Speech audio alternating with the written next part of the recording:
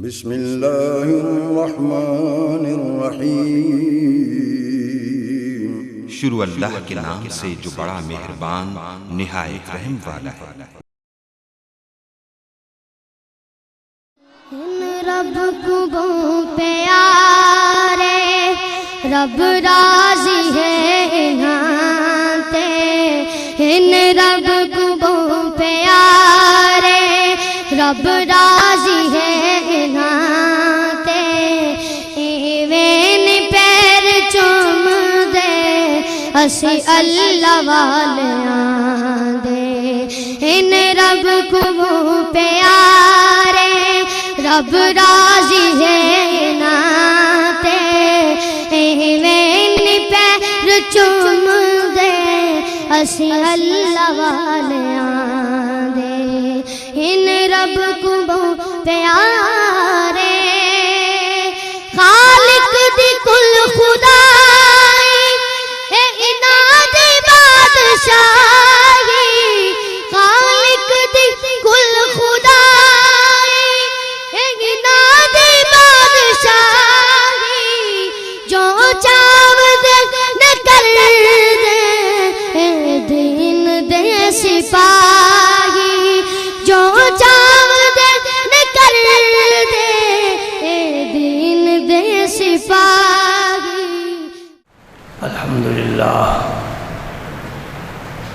الحمدللہ نحمده ونستعینه ونستغفره ونؤمن به ونتوکل علیہ، ونعوذ باللہ من شرور انفسنا ومن سیئات اعمالنا، من یهده اللہ فلا مضل له ومن یضلل فلا هادی له، ونشهد ان لا الہ الا اللہ وحدہ لا شریک له، ونشهد ان سیدنا ومولانا محمدا عبده ورسوله الذي ارسله الله بالحق بشيرا ونذيرا وداعيا الى الله باذنه وسراجا منيرا، اشهد انه صلى الله تعالى عليه وسلم بلغ الرسالة ونصح الامة وكشف الغمة وجلى الظلمة وجاهد في سبيل الله وعبد ربه حتى أتاه اليقين۔ اللهم صل على سيدنا محمد وعلى آل سيدنا محمد كما صليت على إبراهيم وعلى آل إبراهيم إنك حميد مجيد۔ اللهم بارك على سيدنا محمد وعلى آل سيدنا محمد كما باركت على إبراهيم وعلى آل إبراهيم إنك حميد مجيد۔ اللهم صل على سيدنا محمد وعلى آل سيدنا محمد وبارك وسلم صلاة دائمة مقبولة تؤدي بها عنا حقه العظيم۔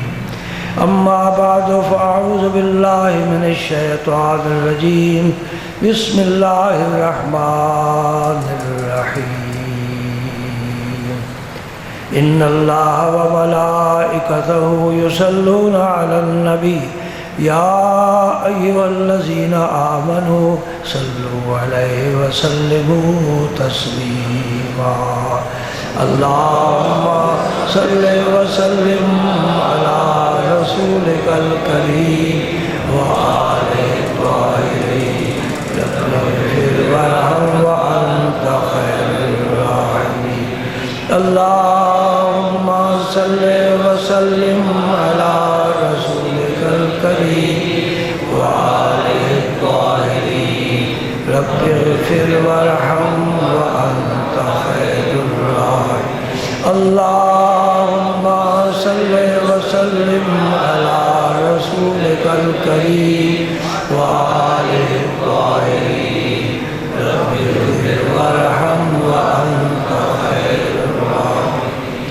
السلام علیکہ ایھا النبی ورحمۃ اللہ وبرکاتہ السلام علیکہ ایھا النبی ورحمۃ اللہ وبرکاتہ السلام علیکہ ایھا النبی ورحمۃ اللہ وبرکاتہ۔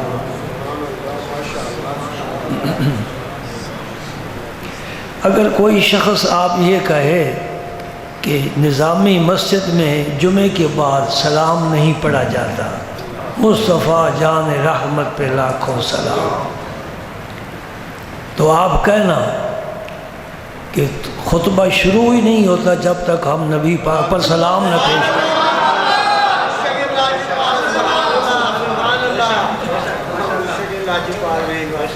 درود پاک بھی پیش کیا نا آپ نے، اور سرکار کی جناب نے سلام بھی پیش کی، اور آپ کو کیا چاہیے؟ الحمدللہ، یہ درود پاک تو ہماری روح کی غذا ہے۔ امتی اور نبی کے درمیان بہترین رابطہ درود پاک ہے۔ اللہ بھی راضی ہوتا ہے، رحمت نازل فرماتا ہے، برکت نازل فرماتا ہے۔ آج میں آپ کے سامنے ایک حدیث پیش کرنا چاہتا ہوں جس میں سیدنا ابو بکر صدیق رضی اللہ تعالیٰ عنہ نے سفر ہجرت کا کچھ ذکر فرمایا ہے۔ آپ سے پوچھا گیا کہ حضور نے جب ہجرت فرمائی آپ ساتھ تھے تو کس طرح مکہ مکرمہ سے آپ مدینہ منورہ پہنچے؟ تاریخ میں، سیرت میں، حدیث میں اور قرآن پاک میں یہ ہجرت کا باب مستقل باب ہے، اور یہ ہجرت اتنا بڑا عمل ہے، اتنا بڑا عمل ہے۔ 3 بڑے عمل ہیں کہ انسان کے ماضی کے سارے گناہ معاف ہو جاتے ہیں۔ میرے رسول پاک نے فرمایا پہلا عمل الاسلام۔ ایک آدمی نے کفر کیا، شرک کیا، فسق و فجور میں زندگی گزارتا رہا، بچیوں کو زندہ در گور دفن کرتا رہا، شراب پیتا رہا، جوا کھیلتا رہا، ہر برا کام کیا ہے، صدق دل سے ایک دفعہ کہہ دے لا الہ الا اللہ محمد الرسول اللہ، اللہ پاک فرماتے ہیں میں راضی ہو گیا تیرے سارے گناہوں۔ ان الاسلام یہدم ما کان قبلہ، یہ حدیث پاک اسلام ہے، یہ الفاظ ہے ان الاسلام یہدم ما کان قبلہ۔ پہلی زندگی کے متعلق رب نہیں پوچھے گا، اب آئندہ زندگی رب نے بڑی خوبصورت بنا دی۔ نمبر 2 کون سا عمل ہے؟ فرمایا ان الہجرت یہدم ما کان قبلہ۔ جو آدمی اپنا وطن چھوڑتا ہے اللہ کی رضا کے لیے کہ مجھے اپنے وطن میں آزادی سے رب کی بندگی کرنے کا موقع نہیں مل رہا، رکاوٹیں ہیں، مشکلات ہیں، مصائب کا پہاڑ ٹوٹ پڑا ہے، میں ملک چھوڑ جاتا ہوں، جس طرح اصحاب کہف نے چھوڑا، پھر رب نے قدر کی۔ رب بڑا قدردان ہے۔ اللہ کا ایک اسم ہے شکور۔ شکور کا معنی شکر کرنے والا، لیکن اللہ کا جب اسم ہوگا تو اس کا معنی ہوگا بندے کی بندگی کی قدر کرنے والا۔ کس طرح قدر کرتا ہے؟ بندے نے ایک نیکی کی، رب نے 10 نیکیاں لکھ دی۔ قدر کی نا بندے کے عمل کی۔ بندہ ایک بالش قریب ہوتا ہے، رب فرماتا میں 1 ہاتھ قریب ہو جاتا ہوں۔ بندہ 1 ہاتھ رب کے قریب ہوتا ہے، رب فرماتا میں 2 ہاتھ قریب ہوتا ہوں۔ بندہ رب کی طرف چل کر جاتا ہے، میری رب کی رحمت دوڑ کر آتی ہے۔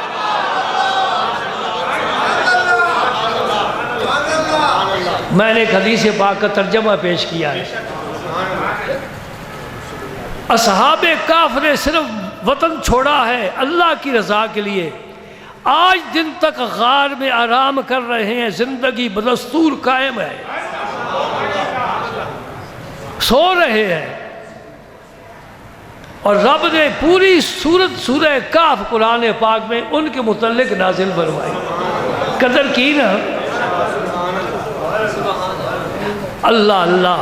اب جب آدمی سوتا ہے تو پہلو تھک جاتا ہے، پہلو بدلتا ہے۔ رب فرماتا ہے ہر بندہ اپنا پہلو خود بدلے گا، اصحاب کہف کے پہلو جب تھک جائیں گے میں بدلوں گا۔ وَنُقَلِّبُهُمْ ذَاتَ الْيَمِينِ وَذَاتَ الشِّمَالِ، ان کے دائیں بائیں پہلو بدلنا یہ میرا کام ہے۔ اور سورج کو بھی حکم دیا ہے خبردار گرمیوں میں انہیں دھوپ نہیں لگنی چاہیے اور سردیوں میں انہیں دھوپ سے محروم نہیں رکھنا چاہیے۔ قدر کر رہے ہیں نا میرا رب؟ بھائی یہ تو انسان ہیں، آدم کی اولاد ہیں، ولی ہیں، نیک ہیں، پارسا ہیں، عبادت گزار ہیں۔ اس کتے نے کون سی نیکی کی ہے؟ وَقَلْبُهُمْ بَاسِطٌ ذِرَاعَيْهِ بِالْوَسِيدِ، ان کا کتا، یعنی میرے ولیوں کا کتا۔ اور تو ولی کی تعریف نہیں کرتا، رب اس کے کتے کی تعریف کر رہا ہے۔ آئی سمجھ میں بات کے نہیں؟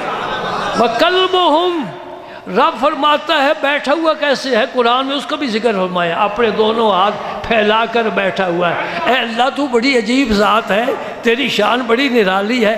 کتا ذلیل ترین جانور ہے، اس کا ذکر قرآن میں کر رہا ہے۔ رب کی طرف سے آواز آتی ہے چپ کر، یہ میرے دوستوں کا کتا ہے۔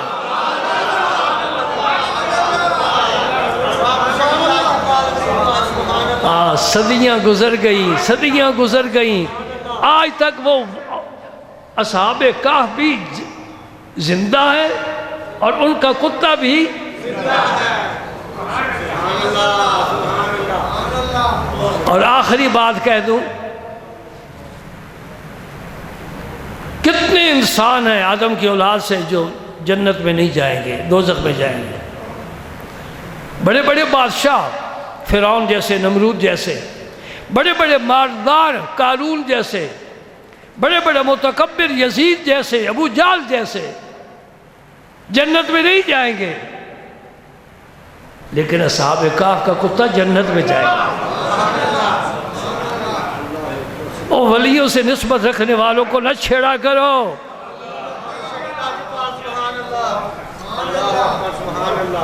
سبحان اللہ۔ تو بات میں کر رہا تھا ہجرت کی، انہوں نے ہجرت کی۔ جناب حضرت ابراہیم علیہ السلام نے ہجرت فرمائی، صحابہ کرام نے، جن میں جعفر طیار اور چند اور صحابیات میں ایک بڑا اونچا نام ہے حضرت سیدہ ام حبیبہ۔ عجیب شان ہے، باپ دشمن ترین ہے اور بیٹی صحابیہ ہے، اور حبشے کی طرف ہجرت کی۔ حضور نے پیغام بھیجا، ان کا شوہر فوت ہو گیا، تو نجاشی جو حبشے کا بادشاہ تھا اس نے حضور کی طرف سے ان کا نکاح کیا اور مار بھی اپنی طرف سے دیا، یہ اب ازواج مطہرات میں شامل ہو گئی۔ ہجرت ہے، بڑی مشکل ہجرت ہے، وطن چھوڑنا کوئی آسان کام نہیں ہے۔ ہمیں رات کے 2 بجے بھی واپس گھر آنا پڑے تو ہم ضرور گھر ہی آ کر آرام کریں گے، بھائی میرا گھر ہے۔ اللہ اکبر۔ تمام صحابہ کو اجازت ملتی، مکہ چھوڑ جاؤ، چلو مدینہ پاک۔ انصار کے ساتھ ہماری بات ہو گئی، معاہدہ ہو گیا، تفصیل ہے اس کی، میں حدیث پاک پھر نہیں بیان کر سکوں گا۔ 2 مقتدر ہستیاں رہ گئیں، ایک سیدنا علی المرتضیٰ، ایک سیدنا ابوبکر صدیق رضی اللہ تعالی عنہما۔ دونوں کا اپنا اپنا ایک مقام ہے۔ دونوں کا اپنا اپنا مقام ہے. ہم ترازو پر نہیں رکھتے. ہم کیا کہتے ہیں؟ تو بھی وفادار ہے، تو بھی وفادار ہے. ہر گلیرا رنگ بوئے دیگر است. صدیق اکبر کو رب نے جو رنگ دیا ہے وہ انہی کا ہے. علی کو جو رنگ دیا ہے وہ انہی کا ہے. ابو بکر کو حسنین جیسی اولاد نہیں ملی، اور علی المرتضیٰ کی صحابیت کا ذکر قرآن کو نہیں ملا. ابو بکر کی صحابیت قرآن سے ثابت. اذ یقول لصاحبہ لا تحزن ان اللہ معنا، یہ صحابیت ابو بکر کی. کسی صحابی کو یہ اشارہ نہیں ملی کہ قرآن کہہ رہا ہو. ابو بکر کا صحابی ہونا قرآن سے ثابت ہے، اور ان کا دین اسلام سے پھر جانا جس طرح وہ کہتے ہیں وہ بھی ثابت کرو قرآن سے. پھر بات بنتی ہے نا، دین میں آنا، وفاداری پیش کرنی، نبی کی خدمت کرنی. نبی پاک نے بڑی فخر سے کہا ابو بکر نے مجھے اپنی بیٹی کا نکاح کر کے دیا ہے، ابو بکر نے اپنا مال مجھ پر خرچ کیا ہے، ابو بکر نے ہر قدم میں میرا ساتھ دیا ہے. علی المرتضیٰ اسلام لاتے ہیں 8 سال کی عمر میں، ابو بکر صدیق اسلام لاتے ہیں 38 سال کی عمر میں. سبحان اللہ. اور یہ جو 38 سال گزرے ہیں نا، یہ حضور سے علیحدہ نہیں گزرے. اب ہر محلے میں کوئی نہ کوئی آپ کا دوست ہوتا ہے جس کے ساتھ آپ دن رات شام گزارتے ہیں، گپ شپ لگاتے ہیں. دوست ہوتا ہے نا. مکے میں ابو بکر کا کوئی دوست نہیں ہے سوائے رسول اللہ کے. ابھی اعلان نبوت تو فرمایا ہی نہیں ہے. ان کی صورت میں کشش ہے، ان کی سیرت میں کشش ہے، ان کی گفتار میں، ان کی رفتار میں کشش ہے. ان کی جو آنکھوں کو دیکھ لیتا تھا، سبحان اللہ سبحان اللہ. تو حضرت سیدنا ابو بکر صدیق رضی اللہ تعالیٰ عنہ عرض کی یا رسول اللہ مجھے بھی ہجرت کی اجازت فرمائے، میں بھی مدینہ پاک چلا جاؤں. جس نے اجازت طلب کی اجازت دے دی، لیکن فرمایا ابو بکر ٹھہر جا، میں انتظار کر رہا ہوں، جب مجھے اللہ حکم دے گا تو میں تمہیں ساتھ لے کر جاؤں. والذین معہو کے مقام پر فائز ہے. ان اللہ معنا کی معیت حاصل ہے رب کی طرف سے. ابو بکر صدیق بڑے خوش ہوئے کہ حضور نے اپنی ہم رکابی مجھے عطا فرما دی. سبحان اللہ. 2 اونٹنیاں خرید لی 800 درہم کی.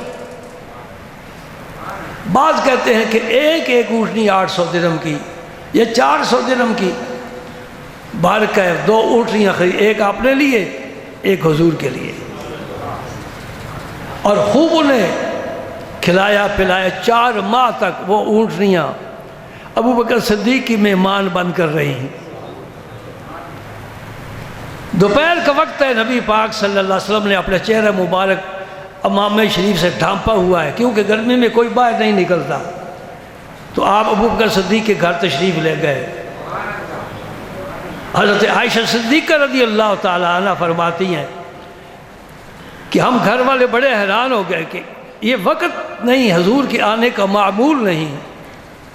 جب حضور گھر تشریف فرما ہوئے تو ابو بکر صدیق سے فرمایا گھر والوں کو علیحدہ کر دو، میں تمہارے ساتھ خلوت میں بات کرنا چاہتا ہوں. یعنی یہ راز کی بات ہے نا. سارا مکہ دشمن ہے، ان کے کیمرے لگے ہوئے ہیں، وہ نقل و حرکت نوٹ کر رہے ہیں. ابو بکر کو اپنا رازدار بنا کر حضور بات کرنا چاہتے ہیں، کوئی اور کان سننے والا نہیں ہونا چاہیے. ابو بکر صدیق نے عرض کی یا رسول اللہ یہ سارے گھر والے آپ کے خادم اور غلام ہیں، اور ابو بکر کی طرح رازدار ہے.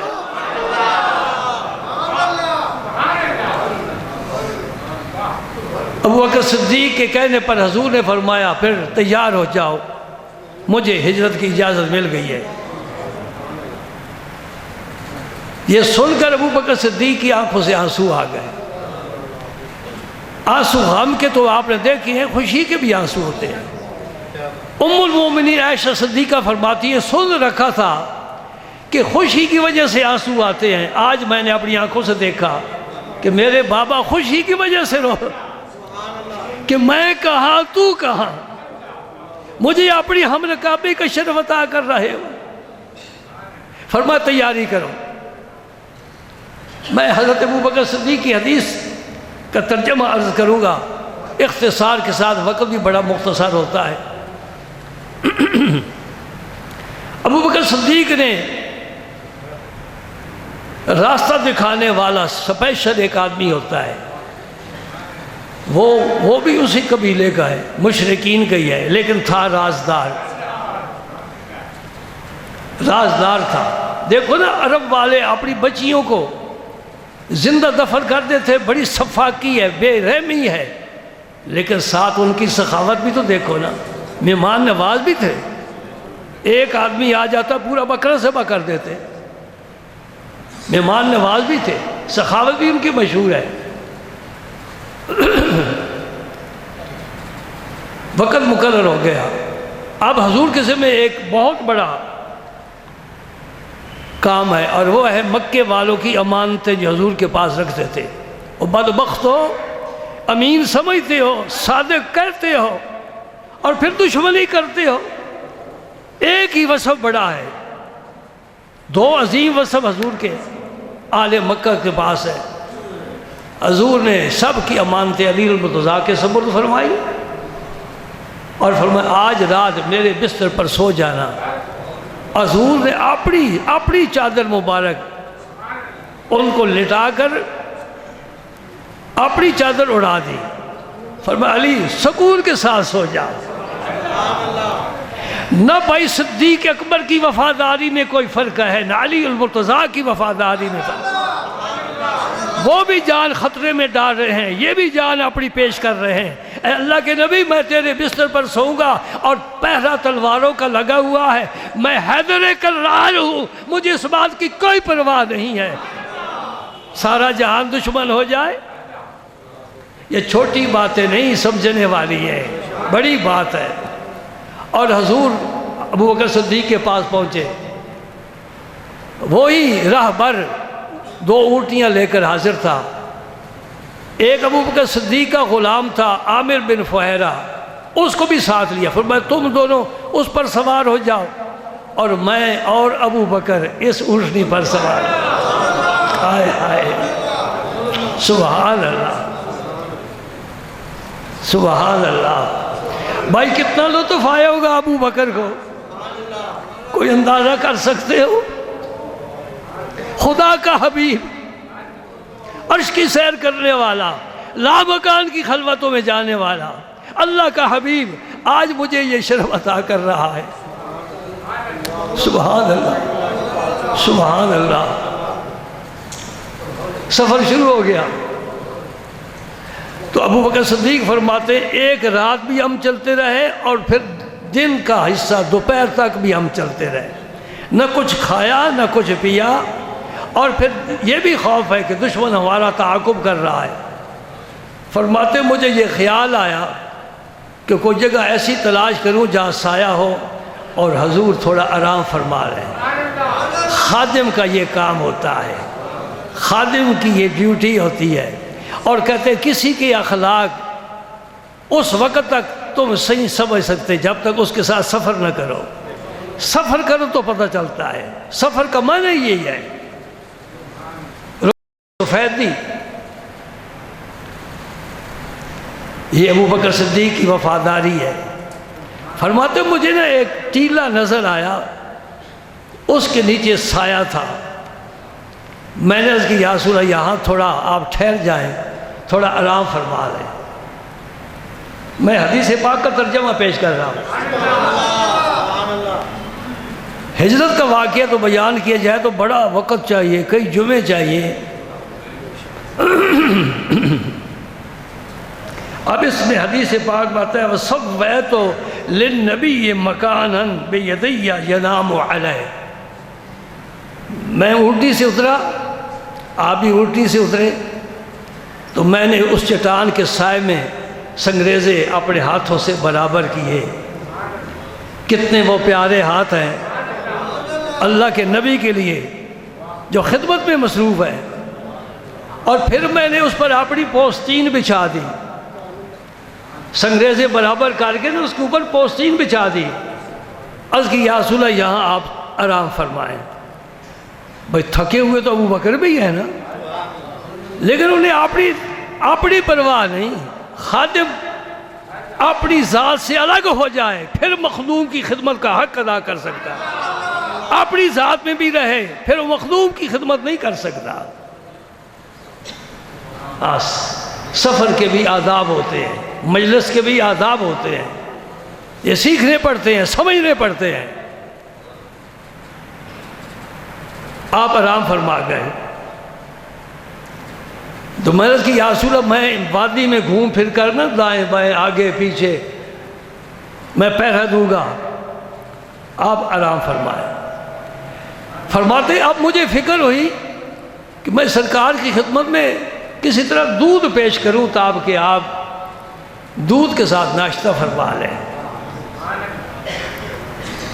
آل عرب جب ریوڑ بھیجتے تھے نا چروایوں کو دے کر تو کہہ دیتے تھے اگر کوئی مسافر تم سے دودھ مانگے دودھ دے دینا. اور بعض خود مالک ہوتے تھے، بعض غلام ہوتے تھے. ابو بکر صدیق فرماتے میں نے دیکھا ایک ریوڑ آ رہا ہے، میں وہاں چلا گیا. چروائے سے میں نے کہا دودھ، انہیں لاؤ جی برتن. فرمایا میں برتن ساتھ لے کر آیا تھا حضور کی خدمت کے لیے. سبحان اللہ.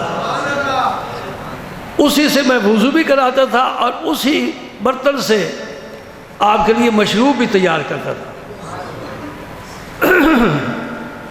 چروائے نے اس برتن میں بکری کا دودھ دو دیا اور پھر اس نے اس میں پانی ملا دیا. آل عرب گرم دودھ ہوتا ہے نا تو پانی ملاتے ہیں ٹھنڈا ہو جاتا ہے. میں وہ لے کر آ گیا کہ آپ کی خدمت میں پیش کروں. میں نے دیکھا آپ آرام فرما رہے ہیں، جگانا مناسب نہیں سمجھا، انتظار کیا. ابو بکر کا ایک ایک لمحہ اس جگہ خدا کی قسم کھا کر کہتا ہوں ایک لمحہ ہماری ساری زندگی کی عبادت سے افضل ہے. ہم یوں ہی موٹے تازہ بن جاتے ہیں، میں نے حج کیا ہے، میں نے عمرہ کیا ہے، میں نے یہ کیا ہے. تو نے کخ نہیں کیا، کرنے والے تو وہ تھے جو کر گئے. اللہ اکبر. فرماتے ہیں بیٹھا رہا اس انتظار میں کہ آپ خود بیدار ہو تو پھر میں یہ مشروب آپ کی خدمت میں پیش کروں. بھائی غلامی کا حق ادا ہو رہا ہے، رب کی رحمتیں برس رہی ہیں، حوران خلد دے کر رشک کر رہی ہے. جبریل کہتا ہے وہی تو میں لاتا رہا، یہ کام میں بھی نہیں کر سکا جو ابو قحافہ کا بیٹا کر رہا ہے. جب آپ بیدار ہوئے تو میں نے وہ دودھ آپ کی خدمت میں پیش کیا. ایک جملہ بڑا پیارا ہے، سرکار نے جب نوش فرمایا نا فَشَارِبَ حَتَّى رَضِيتُ، یعنی حضور نے جب دودھ پیا یہاں تک کہ میں راضی ہو گیا، یعنی میں خوش ہو گیا. اللہ اللہ اللہ اللہ. دودھ سرکار پی رہے ہیں، خوش یہ ہو رہا ہے کہ الحمدللہ مجھے یہ خدمت کا موقع ملا اور میری خدمت قبول ہو گئی ہے. سبحان اللہ. پھر آپ نے پوچھا، فرمایا کہ آپ کوچ کا وقت نہیں ہے. میں نے کہا یا رسول اللہ اب سورج بہت نیچے جا چکا ہے تو اب ہمیں کوچ کرنا چاہیے. ہم جا رہے تھے تو ابو جہل نے مکے میں اعلان کر دیا تھا کہ جو آپ کو پکڑ کر لائے یا آپ کا سر مبارک لائے میں 100 اونٹ انعام دوں گا.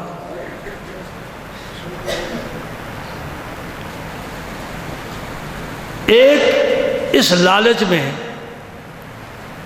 گھوڑے پر سوار ہو کر، نیزہ لے کر، تیر کمان لے کر، تلوار لے کر، مسلح ہو کر وہ پیچھے سے آ رہا ہے. اس کا نام ہے سراقہ. اس کے باپ کا نام ہے مالک، سراقہ بن مالک، مشرک، کافر، بے دین، ملحد، زندیق، اللہ کا دشمن، نبی کا دشمن. اس کے جسم میں ایک بوٹی بھی حلال کی نہیں ہے. ابو بکر صدیق نے دیکھا کہ یا رسول اللہ یہ تو سراقہ آ گیا. حضور نے دیکھا گھوڑے پر سوار تھا نا،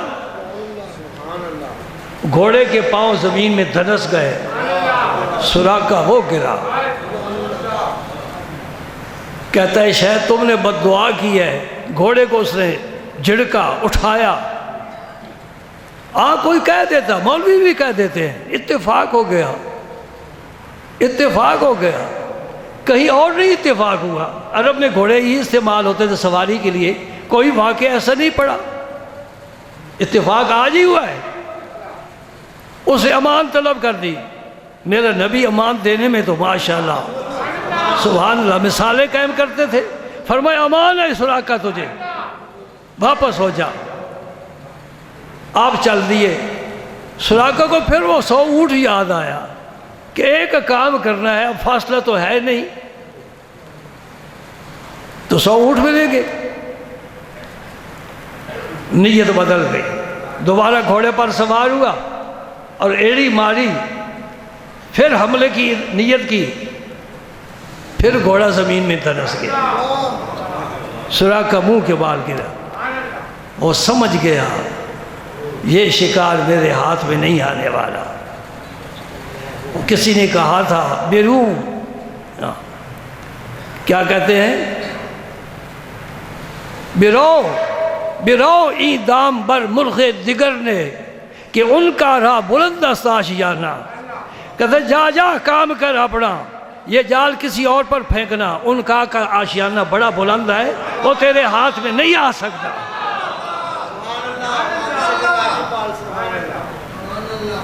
شکار کے لفظ سے مجھے ایک اور بھی اقبال کا شعر یاد آ گیا، بڑا قیمتی ہے. وہ کہتے ہیں در دشت جنون من جبریل زبوس ہے دے یزداں بکمندہ و رائے ہمت مردانہ. کہتے میں نے جال لگایا ہے، اس میں اگر جبریل بھی پھنس جائے میں کہوں گا میری محنت ضائع گئی. جال لگانا ہے رب کو پھنسانے کے لیے. شکار کرنا ہے تو وہ اس کو شکار کر. یہ خاص راز کی باتیں ہیں، مسجد میں نہیں کرنے والی. مولوی لوگ بیٹھے ہوتے ہیں بڑے صوفی قسم کے، پارسا تنقید کرنے والے. اللہ اکبر اللہ اکبر. آپ کے سراقہ نے جو امان طلب کی، نبی پاک نے فرمایا سراقہ میں اس وقت کو دیکھ رہا ہوں، مفہوم ہے تیرے ہاتھ میں کسرا بادشاہ کے سونے کے کنگن ہوں گے.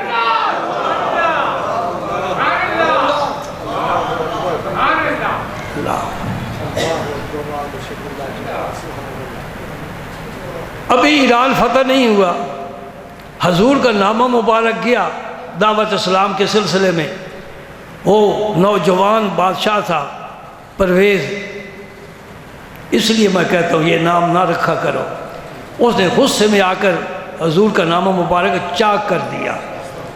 جب قاصد واپس پہنچا اس نے عرض کی یا رسول اللہ آپ کا نام مبارک کی اس نے توہین کیا ہے، چاک کر دیا ہے، پھاڑ ڈالا ہے. نبی پاک نے فرمایا میرا خط نہیں پھاڑا، اس نے اپنے ملک کے ٹکڑے کر دیے. اس ملک کی سرزمین پر مجاہدین اسلام کے گھوڑوں کے قدموں کے نشان لگیں گے، اور یہاں پرچم بلند ہوگا اسلام کا، اور اعلان ہوگا اشہد ان لا الہ الا اللہ کا. سراقہ سے آپ نے فرمایا تجھے میں اس شرط پر امان دیتا ہوں کہ واپس چلا جا اور کسی کو ادھر نہ آنے دینا.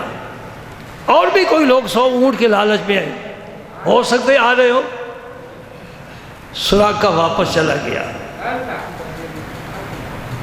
مختصر سا حضرت ابو بکر صدیق نے واقعہ بیان کیا ہے. بس یہ آخری بات سمجھ لو تو پھر نماز پڑھتے ہیں.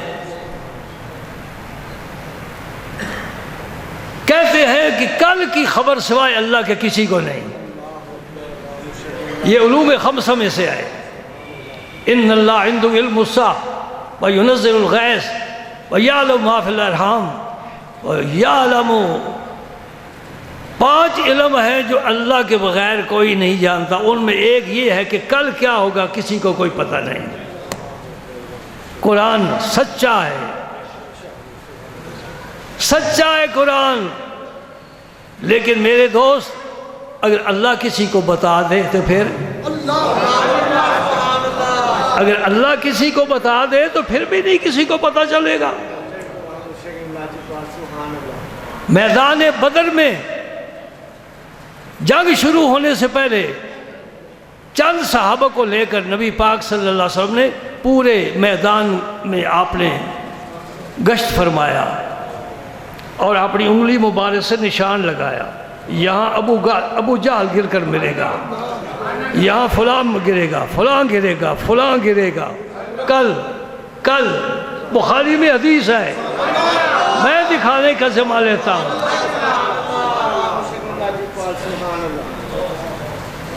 صحابہ کرام فرماتے جنگ ہوئی، 2 ہاتھ ہوئے، مارے گئے کافر. اللہ کی قسم کھاتا ہوں جہاں رسول اللہ نے نشان لگایا تھا وہ کافر وہیں گر کر ملا ہے.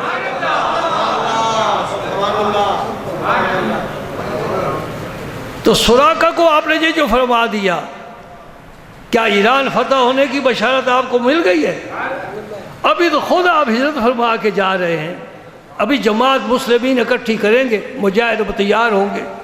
سارے کام وقت پر ہوتے ہیں، بٹن دبانے سے نہیں ہوتے. میرے دوست صدیق اکبر کا پورا دور خلافت گزر گیا، ایران فتح نہیں ہوا. حضرت سیدنا عمر فاروق کا دور خلافت آیا تو ایران فتح ہوا. اور وہی کنگن جو ایران کا بادشاہ سونے کنگن پہن کر تخت پر بیٹھتا تھا، وہ مال غنیمت میں کنگن آئے اور مسجد نبوی شریف میں رکھے گئے. عمر فاروق کی نظر ہے تو جب سب صحابہ جمع ہیں فرمایا سراقہ کہاں ہے؟ یہ یاد رکھنے والی بات ہے، مرد کے لیے سونا حرام ہے. اور پھر عمر جیسا آدمی، پھر مسجد نبوی، پھر صحابہ کا جم غفیر، کیا انہیں پتہ نہیں کہ سونا حرام ہے؟ فرمایا سراقہ کہاں ہے؟ سراقہ اٹھ کر آگے فرمایا ادھر آؤ، ہاتھ آگے کرو، میں تمہیں سونے کے کنگن پہنانا چاہتا ہوں. میرے نبی نے فرمایا ہے ہو کر رہے گا.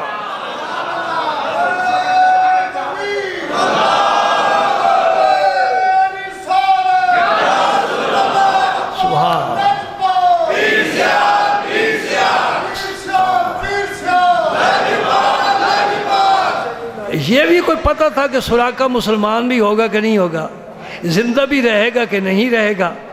وہ کتنی خبریں دے دی.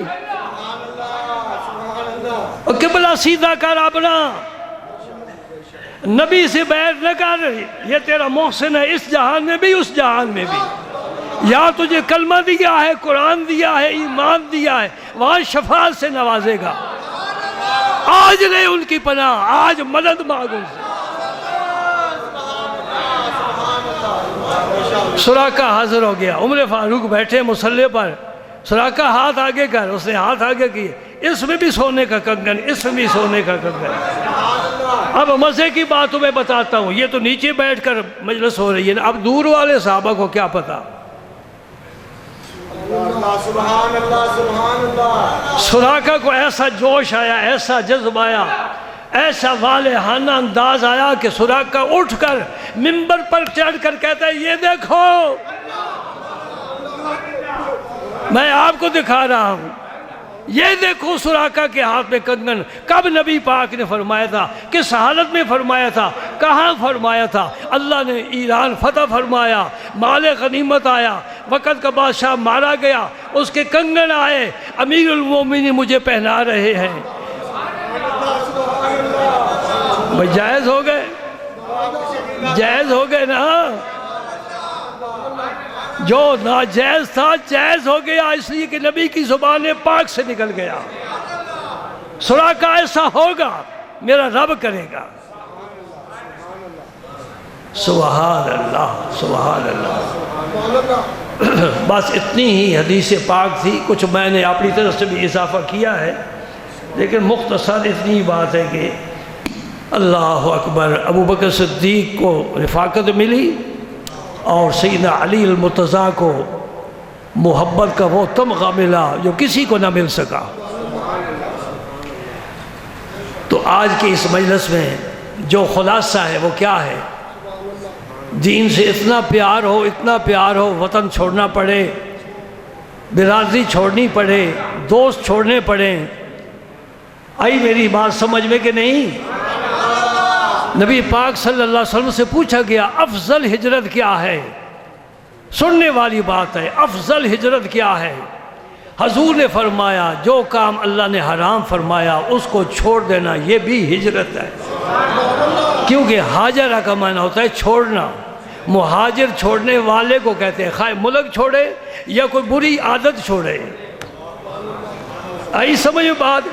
اس لیے اگر ہم وہ ہجرت نہیں کر سکتے کیسے کریں؟ کدھر جائیں؟ یہ دارالاسلام ہے، تمہیں مبارک ہو، اس ملک میں رہتے ہو جو دارالاسلام ہے، ہر طرف سے اشہد ان لا الہ الا اللہ کی آواز ہے، اشہد ان محمد الرسول اللہ کی آواز ہے۔ وہ بھی ملک ہیں جس کے رہنے والے ساری زندگی اذان ہی نہیں سن سکتے، نہ کلمہ پڑھ سکتے ہیں، نہ دعائے وسیلہ پڑھ سکتے ہیں۔ کتنی معلومی والی بات ہے، اور تم خوش قسمت ہو، اس مسجد سے اذان، وہ ختم، اس مسجد سے اذان، اس مسجد سے اذان۔ سبحان اللہ۔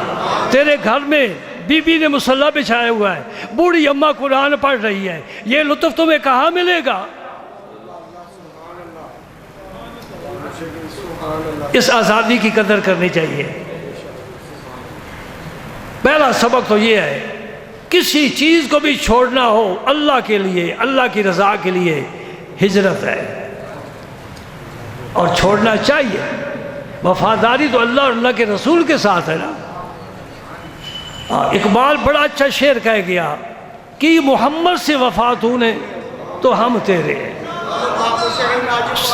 اس سے اوپر کوئی بات نہیں ہو سکتی، یہ آخری بات ہے کہ محمد سے وفات ہونے تو ہم تیرے ہیں۔ یہ قدرت کی زبان کی ترجمانی کر رہا ہے، اللہ پاک گویا فرما رہا ہے کہ محمد سے وفات ہونے تو ہم تیرے ہیں، یہ جہاں چیز ہے کیا؟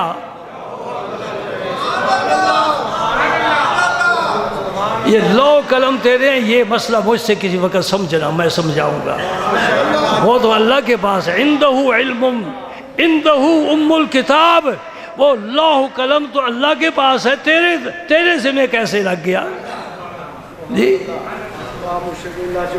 میں پروفیسر نہیں ہوں، لیکن میں پروفیسروں کا استاذ ہوں۔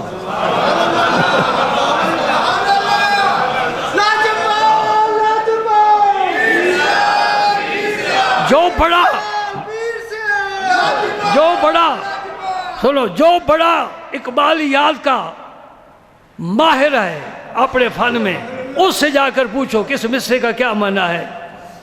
یہ جہاں چیز ہے کیا؟ لو قلم تیرے، لو قلم تیرے کس طرح بن گئے؟ یہ فقیر پیش کرے گا۔